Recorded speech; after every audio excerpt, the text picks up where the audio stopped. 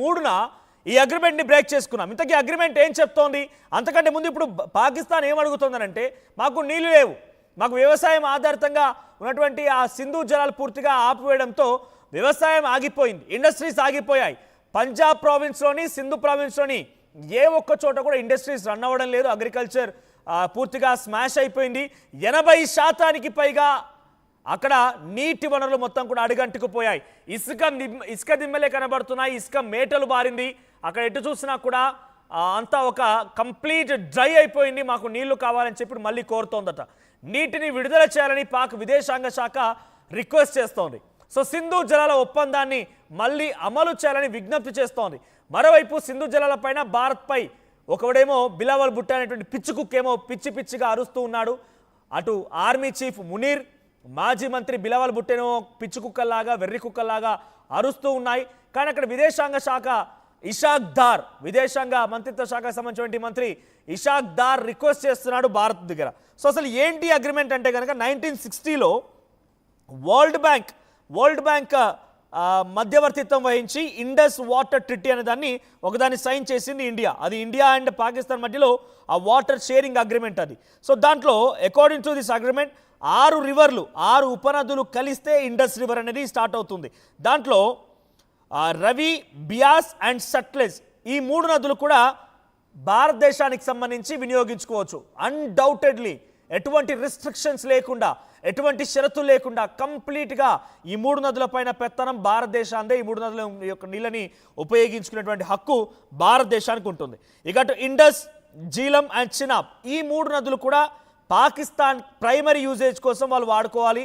So పాకిస్తాన్కి కొన్ని నీటిని కూడా విడుదల చేయాలి. ఈ 3 కూడా భారతదేశం గుండానే వెళ్తూ ఉంటాయి, భారతదేశంలో కలుస్తూ భారతదేశం యొక్క భూభాగం నుంచే వెళ్తూ ఉంటాయి. అయితే దాంట్లో the treaty essential allocates 20% of the total water to India and 80 to Pakistan.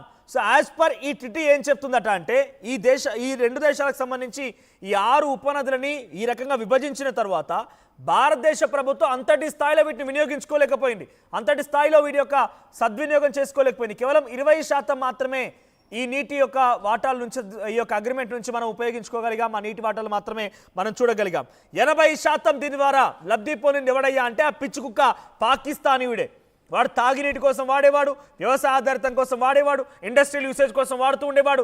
ఏదో ఒక రకంగా భారతదేశం కంటే కూడా ఎక్కువగా పాకిస్తానే వాడుతూ ఉండేది. పాకిస్తాన్ పిచ్చి కుక్కలు ఈ హౌలాగాల్లో ఏదో రకంగా వాటిని ఉపయోగించుకునేవాళ్ళు. కానీ ఇప్పుడేమైపోయింది, ఆ భారతదేశం ఆ అగ్రిమెంట్ని పూర్తిగా బ్రేక్ చేయడం మూలంగా, పర్మనెంట్గా ఈ ఇండస్ వాటర్ ట్రిటీని కంప్లీట్గా కొలాప్స్ చేయడం మూలంగా ఆ 80% వాటా అంటే పాకిస్తాన్ 80%ని పాకిస్తాన్ ఈ నీళ్ళని 80% వరకు వాడుకుంటుందనంటే సింధు ప్రావిన్స్, పంజాబ్ ప్రావిన్స్ ఈ 2 రాష్ట్రాలు కూడా, మరీ ముఖ్యంగా ఈ 2 రాష్ట్రాలు కూడా అత్యధికంగా ఇండస్ట్రియల్ యూసేజ్ కోసం, అగ్రికల్చర్ యూసేజ్ కోసం కంప్లీట్ అవుట్ అండ్ అవుట్గా ఈ నీటిపైన ఆధారపడి ఉన్నాయి. ఎప్పుడైతే మనం బ్రేక్ చేసామో ఆ బ్రేక్ కాస్త వాళ్ళకి బొక్కలు రిగినట్టు అయిపోయింది. వాళ్ళకి ఒక రకంగా చెప్పాలంటే బిచ్చమెత్తుకున్నా కనీసం ఉమ్మేసేవాడు కూడా లేకుండా పోయాడు. ఒకసారి మనల్ని బెదిరిస్తూ భయభ్రాంత గురి చేస్తూ చంపేస్తానని చెప్పేస్తూ ఈ రకంగా పిచ్చి కారు కూతలు కూస్తూ పాకిస్తాన్ మరోసారి రెచ్చిపోతోంది. అయితే పాకిస్తాన్ మాజీ మంత్రి బిలావల్ భుట్టో గాడు వాడేం మాట్లాడాడో చూద్దాం.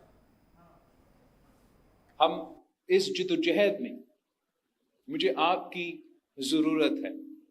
हमने सब एक होके मोदी की बर्बारियत पे, मोदी के इस हमले के बारे में, मोदी के इस इरादे के बारे में आवाज उठाना है और जिद्दोजहद करना है ताकि इस जुल्म को भी हम रोक सकें.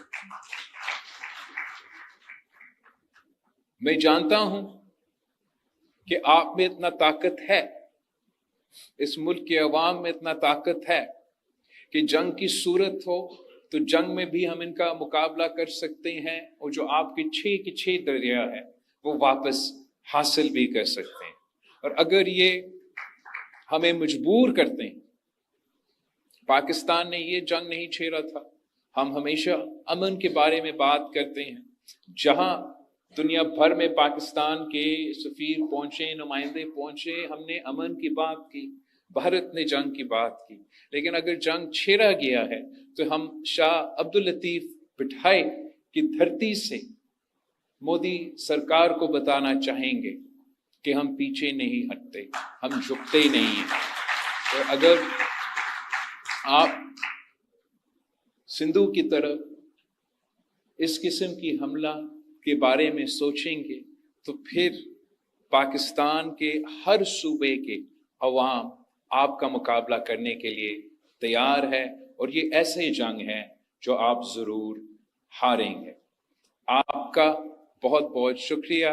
हम इस जिद्दोजहद వాడు ఏం మాట్లాడుతున్నారు చూస్తున్నారు కదా, నరేంద్ర మోదీ నేతృత్వంలోని భారత ప్రభుత్వం మన నీటి వాటాని మన హక్కుని హరించింది అని చెప్తున్నాడు. వాడికి భిక్ష వేస్తే దాని హక్కు అంటున్నాడు వాడు. మనం భిక్ష వేసాం, భిక్ష వేయడం మూలంగా దాని హక్కు అని భావించి దాని హక్కుగా చెప్తున్నాడు. మనం వేసిన భిక్ష వాడికి హక్కుగా మారిందట. మా భారతదేశం భూగర్భం నుంచి వెళ్ళేటువంటి ఆ నదీ ప్రవాహాలని మేము వదిలేయడం మూలంగా అంతో ఇంతో మీరు ఆ నీటిని తాగలుగుతున్నారు. మేము వదిలేయడం మూలంగా ఆ నీటి ద్వారా మీకు అక్కడ వ్యవసాయం కొనసాగుతోంది. మేము వదిలేయడం మూలంగా అక్కడ ఇరిగేషన్ ఇండస్ట్రీస్ అన్నీ కూడా జరుగుతూ ఉన్నాయి. ఒక రకంగా అక్కడ పాకిస్తాన్కి సంబంధించిన మేజర్ ఇరిగేషన్ సోర్స్ ఏదైనా ఉందనంటే ఇండస్ వాటరే. ఇండస్ వాటరే the biggest source of water to Pakistan. ఇప్పుడు బిలావల్ భుట్టో ఏం మాట్లాడుతున్నాడంటే మన హక్కుని హరిస్తున్నారు, మోదీపై మన యుద్ధం ప్రకటించలేదు, ఇండియా యుద్ధం పేరుతో రెచ్చగొడుతోంది అంటున్నారు. రెచ్చగొడుతోందా? మా నీటి వాటాలు మేము వాడుకుంటామని రెచ్చగొచ్చినట్ట. పాల్గా ముగ్గురుదాడి ఘటనలో పాకిస్తాన్ ఇక్కడికి ఉగ్రవాదులను పంపించి ఆ ఉగ్రవాదుల చేత భారతీయ రక్తాన్ని నేల చూస్తే అది యుద్ధం, అది మీరు ప్రకటించిన యుద్ధం. మాకు రావాల్సిన హక్కుని మీరు పిచ్చుకోలు ఎక్కడైనా చావండ్రా, ఇక భిక్ష వేయడం ఆపేస్తాం, మేము మా పైన బతకడం ఆధారపడడం మానేయండి అని చెప్పి మా నీటిని మేము ఆపుకుంటారు యుద్ధమా?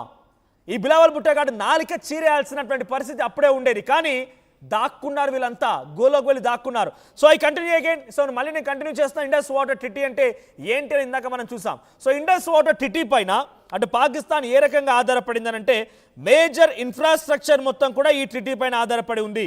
ఈ యొక్క నీటి ఒప్పందం పైన నీటిపైన ఆధారపడి ఉన్నాయి. ఇక్కడ మేజర్ ఇరిగేషన్ సిస్టమ్ దీనిపై ఆధారపడి ఉంది. కొన్ని మేజర్ ప్రాజెక్ట్స్ కూడా ఉన్నాయి అక్కడ. టర్బెలా డ్యామ్ అనేది ఒకటి ఏర్పాటు చేసుకున్నారు. హైడ్రో ఎలక్ట్రిక్ పవర్ ప్రొడ్యూషన్ కోసం పాకిస్తాన్ ఈ డ్యామ్ని ఏర్పాటు చేసింది. ఇప్పుడు హైడ్రో ఎలక్ట్రిసిటీ పవర్ లేదు, నీళ్లు చుక్కలేవు, ఆ డ్యామ్ పూర్తిగా ఎండిపోయింది. మంగ్లా డ్యామ్ అనేది కూడా ఏర్పాటు చేస్తున్నారు జేలుం రివర్ పైన. It's also a dual purpose of generating power and providing irrigation వాటర్ని అందించడం కోసం, అక్కడ పవర్ని ప్రొడ్యూస్ చేయడం కోసం కూడా ఈ నీటిని వాడుతూ ఉంటారు, ఈ డ్యామ్ని ఉపయోగిస్తూ ఉంటారు. అది కాస్త నట్టేట మునిగిపోయింది. ఇక లింక్ కెనాల్స్ చాలా ఉన్నాయి, బ్యారేజెస్ చాలా ఉన్నాయి. దాంట్లో గుడ్డు, సుకుర్, కోట్రి, మరలా, కన్కి, ఖదిరాబాద్ ఇవన్నీ కూడా డ్యామ్స్, ట్రిము ఇవన్నీ బ్యారేజెస్. ఈ బ్యారేజెస్ అన్నిటిని ఏర్పాటు చేసి అక్కడ నీళ్ళ మొత్తాన్ని కూడా అగ్రికల్చర్ యూసేజ్ కోసమో లేకపోతే ఇండస్ట్రియల్ యూసేజ్ కోసమో వాడుతూ ఉండేవారు. కానీ ఇప్పుడు కంప్లీట్గా మనం దాన్ని సస్పెండ్ చేసాం. ఆ ట్రీటీ మొత్తం సస్పెండ్ అయిపోయింది. ఆ ట్రీటీ లేనే అసలు. ట్రీటీ ఇప్పుడు complete collapse. So world bank దగ్గరికి పోయింది ఇదే పాకిస్తాన్. మీరు తేల్చుకోండి, అప్పుడేదో మీకు నీళ్ళు అవసరం ఉందని చెప్పి మేము వచ్చాం, కానీ ఇప్పుడు మీరు తగలబడి చావండి, మీరేమైనా కొట్టుకోండి, ఏమైనా చేసుకోండి, నాకు అవసరం లేదని చెప్పి వరల్డ్ బ్యాంక్ కూడా చేతులెత్తేసింది. దీంతో ఏం చేయలేం, అన్ని రకాలుగా దారులు మూసుకుపోయాయి. ఇక మళ్ళీ ఈ రకంగా పిచ్చి వ్యాఖ్యలు చేస్తూ ఉంటే ఇంకా భారత్ని రెచ్చగొట్టే ప్రయత్నమే అటు పాకిస్తాన్ చేస్తున్న నేపథ్యంలో ఏ మాత్రం కూడా భారత్ వెనకడుగు వేయడం లేదు, ఏ మాత్రం కూడా భారత్ వెనక్కి తగ్గడం లేదు. ట్రంప్ వచ్చినా, ట్రంప్ బాబు వచ్చినా మీరు చెత్తం ఆగాల. అందుకే ట్రంప్ దగ్గరికి వెళ్ళి సహాయం కోరింది, ట్రంప్ దగ్గరికి వెళ్ళి ఏదో రకంగా భయభ్రాంత గురి చేయాలని ఒక ఆలోచనలో ఉంది. కానీ ఎంతకీ భారత్ వినకపోవడంతో ఏకంగా ట్రంప్ కూడా భారత్తో ఈ రకంగానే కయ్యానికి కాలు దువ్వినట్టుగా ప్రవర్తించి కొరివితో తలగొక్కున్నాడు. తిండి ఆహారం కూడా అమెరికాలో లోటు పరిస్థితులు ఏర్పడబోతున్నాయి. అటువంటి ఒక పరిస్థితి భారత్ పై ఈ యొక్క అంతర్యుద్ధాన్ని, ట్రంప్ లేవనెత్తినటువంటి అంశాలని త్వరలో చవిచూడబోతున్నారు ఆయన. సో ఈ నేపథ్యంలో ఎలా కూడా మనం భారత్ని జయించలేకపోతున్నామని చెప్పి మళ్ళీ కాళ్ళబేరానికి వస్తున్నాడు. ఈ పిచ్చి కుక్క కాళ్ళ దగ్గరికి వచ్చింది కదా, మళ్ళీ కాళ్ళబేరం దగ్గరికి వచ్చింది కదా, కాళ్ళు పట్టి నమస్కరిస్తున్నారు కదా అని చెప్పి మనం పాపం అన్నామా? ఇక అంతే సంగతులు. మళ్ళీ జుట్టు పట్టుకొని మళ్ళీ ఏదో రకంగా పిచ్చి ప్రవర్తన చేస్తూ ఉంటాడు. సో అందుకే భారత్ చాలా క్లియర్గా ఉంది. ఇప్పుడు గనక భారత ప్రభుత్వం వెనకడుగు వేసి మళ్ళీ ఈ నీటి ఒప్పందాల్ని కొనసాగిస్తే ఇక పాకిస్తాన్